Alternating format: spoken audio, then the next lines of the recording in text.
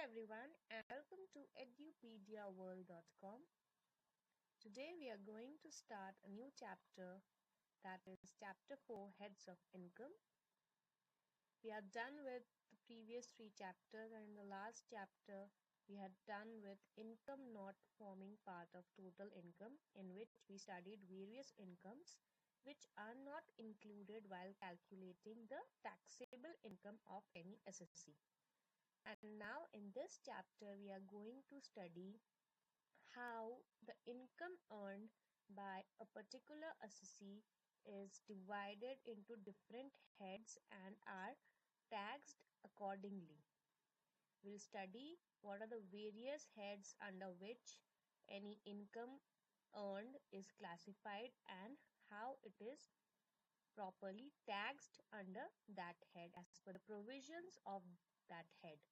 So let us see how many heads are there in the Indian Income Tax Act, in which the income of any person can be clubbed, or you can say classified, and how it is taxed accordingly. Let us see the various heads of income. So these are the 5 heads of income under the Income Tax Act 1961. Any income which I am earning will fall in one of these 5 heads and will be taxed as per the provisions given under that head. So let us see what are the 5 different heads. Number 1 is income from salary.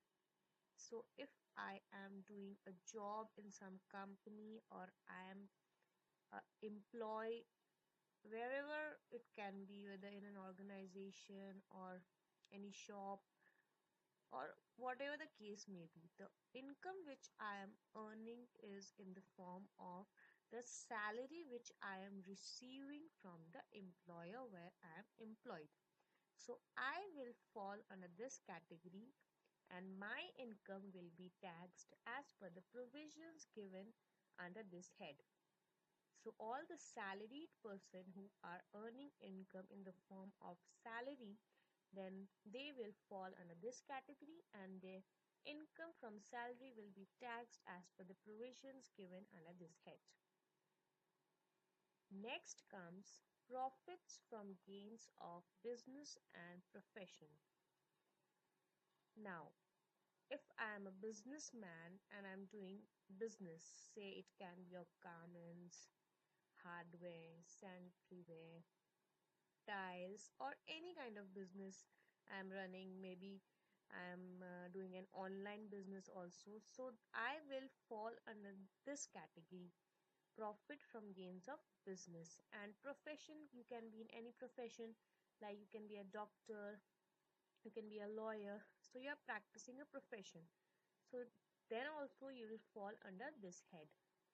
So either if I am earning from any business which I am running, or I am practicing any profession, if either of the two I am doing, then I will fall under the second category and my income which I am earning will be taxed as per the provisions given under this head.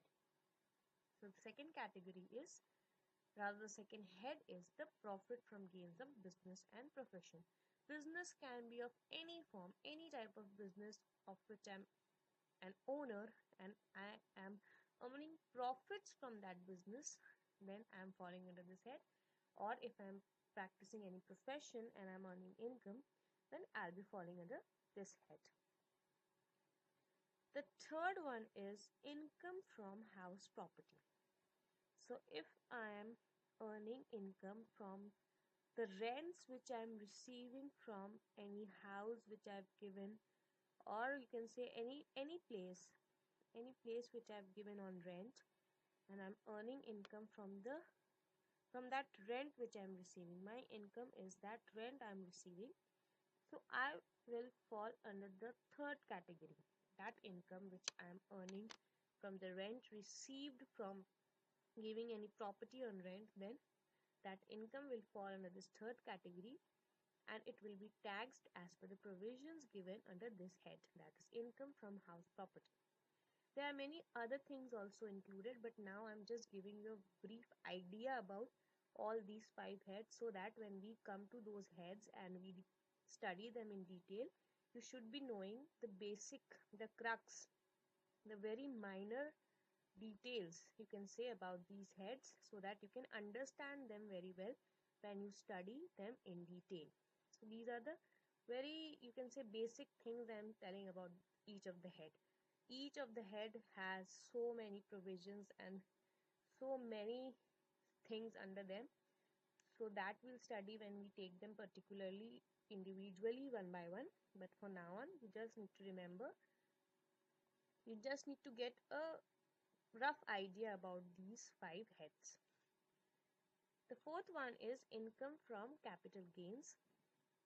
Capital gains, you can say, are the gains which we get by transactions of capital nature. For example, the selling of any land which I am owning and earning profit on that. Jewelry, you can say, the jewelry you are owing, you are selling that and earning profit, that you can say is capital gain. Anything which is of capital nature, that also we'll study when we get into the individual head. But for now on, you just need to remember any transaction of capital nature. If you're earning income from any transaction of capital nature, then that is income from capital gains, and that will be taxed as per the provisions of this head. And the last one is income from other sources. So any income which is not falling in either of the 4 categories, then that income will be taxed as per the provision of this 5th category, that is income from other sources. So this is a miscellaneous head. So whenever any income cannot be classified in these 4 heads, then it will naturally come under the 5th head, that is income from other sources. So these are the 5 major heads of income in which any income of an SEC can be classified and taxed accordingly as per the provisions of these heads. Now let us take the first head of income, that is income from salary, and study it in detail. What are the various provisions given under this head, how any person earning income from salary will be taxed, and so on. So let us see what this head contains. First of all, let us see the learning objectives, that is what we'll get to learn and know after completing this unit of income from salaries. These are the learning objectives of this unit. Number 1 is the meaning of salary. We'll get to know what do we mean by salary exactly. Number 2 is when does this salary income is chargeable to tax. Third is profit in lieu of salary, what this clause means as per the Income Tax Act. Then comes the retirement benefits which will be charged as salary. We have learned about the various retirement benefits in the previous chapter, like gratuity, pension, etc. So we'll get to know how those will be charged as salary or not. Then comes the allowances and perquisites. As an employee of any organization, the employees get various allowances and perquisites for their services they are rendering to the organization. So how those are taxed, we'll see. And lastly, admissible deductions from salary. What are the various deductions given under the Income Tax Act from the salary income, which are deducted from the salary income, and the salary which remains after those deductions is taxable.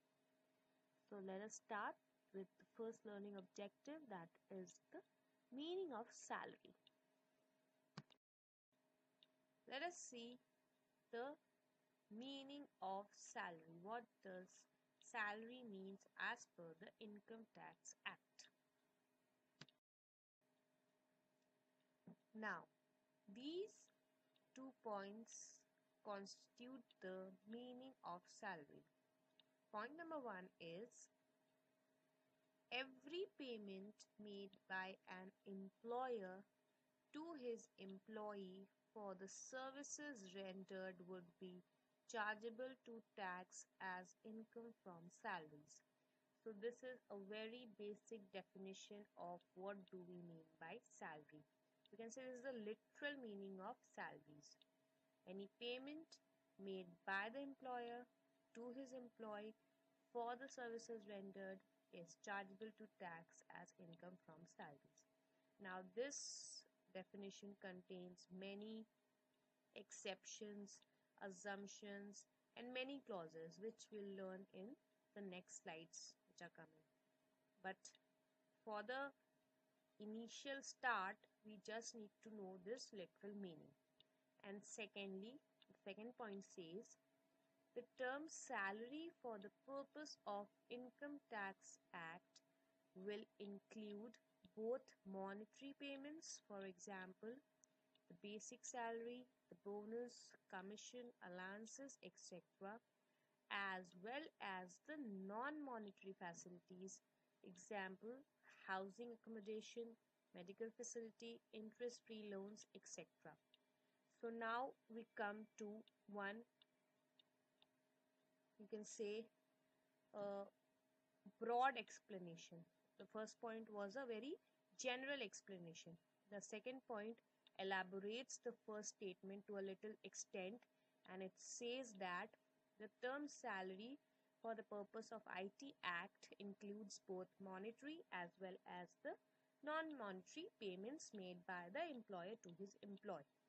So we can say that the salary not only includes the monetary payments, but it also takes under its purview the non-monetary facilities, that is the free housing given by the employer, free medical facility given by the employer, or the interest-free loan given by the employer to the employee. So you have to keep this thing in mind. These two points explains the basic nature of income from salaries. That if I am a salaried person, then whatever I am earning, whether in monetary terms or non-monetary terms, will be taken as my salary and will come under the purview of Income Tax Act 1961. Now we'll see the various points under the definition of salary under the Income Tax Act. What are the various points which we have to keep in mind when we define salary? Number one is the term salary has been defined differently for different purposes in the Act. So this first point is very, very, very important, because we can say that there is the definition of salary is not exhaustive. It is an inclusive one. Sometimes some things are included in the definition, and sometimes some things are not included in the definition. So for different purposes, the definition of salary changes. We'll see it how this statement works as we proceed. But for now on, you need to just keep this point very, very clear in your mind, that the definition changes for the different purposes of the Act. For some purposes, the definition is different. For some purposes, it is different.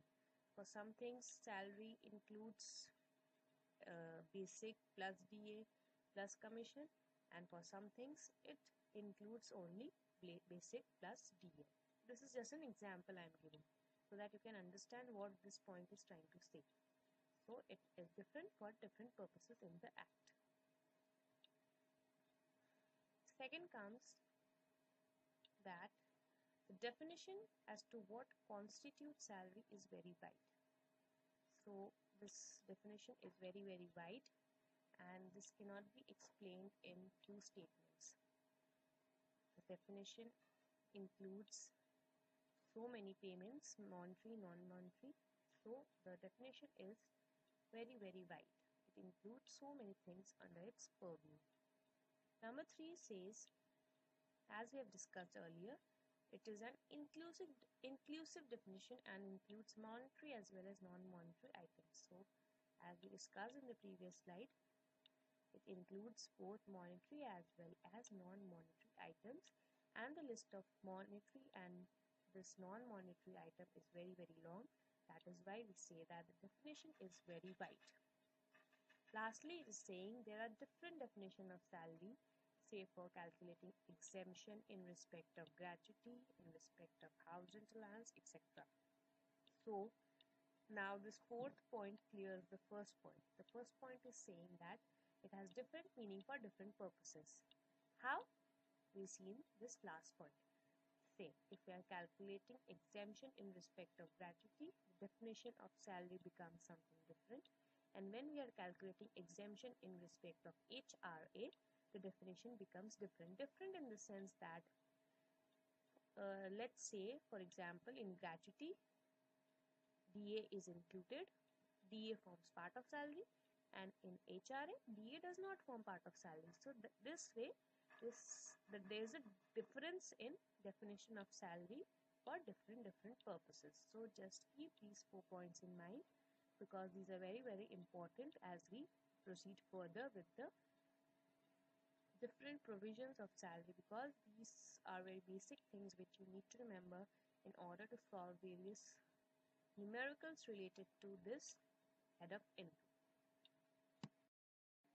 Now, as we have discussed that the definition of salary is an inclusive one, so now let us see what are the various things which are included in the definition of salary. So salary under section 17 subsection 1 includes the following: wages, any wages which a laborer is earning, any annuity or pension which you get when you retire, gratuity which you get when you retire, any fees, commission, perquisite or profits in lieu or in addition to any salary or wages you are getting.